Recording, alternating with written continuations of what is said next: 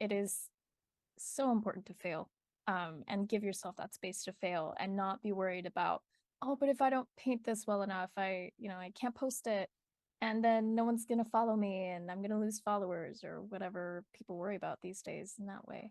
So I think, hearing your perspective about giving yourself time and being pragmatic and being constantly humbled by the things around you that you're painting, is such an important dose of reality.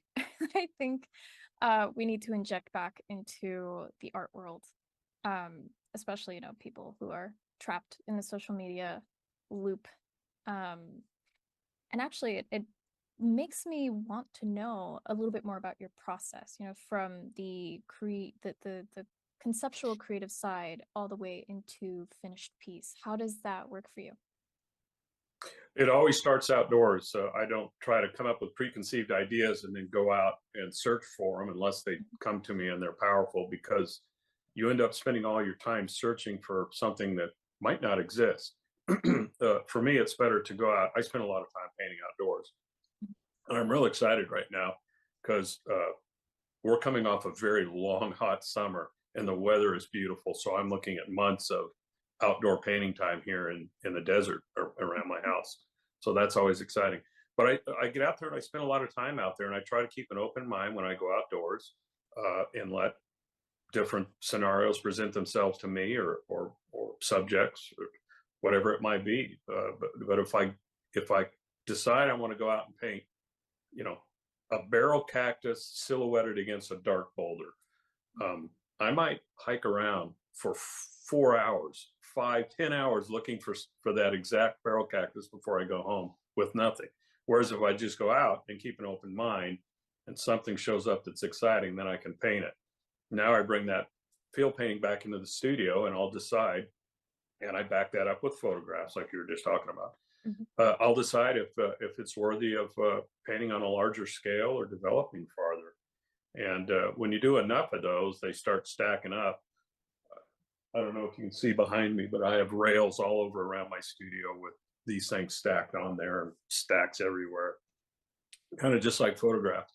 So it starts there. It starts with inspiration and idea that's presented itself out in the field. And then I come in and I develop it here in the studio on a larger scale. I will say this though, I put a lot of finish into my work on location, and that all started from the early years when I couldn't afford to travel, so everything was a desert around here, and I rarely brought a camera with me because I could always go back the next day. So I learned to finish these in case I didn't use them as field work. I could send them to the galleries and at least try to make a little bit of money to cover art supplies and that kind of thing. And it kind of went from there. And an idea might sit around and germinate for 4 or 5 years. You just never know before I really think, okay, there it is. I knew there was something there, and then have at it. So when you're hiking around, and you're seeing the landscape around you, is there sometimes a moment where you look at something and you're just like, aha, like, is that how it works for you? You just have this vision and it aligns with a spot and you say that right there. Is that how it is for you? That's how it is.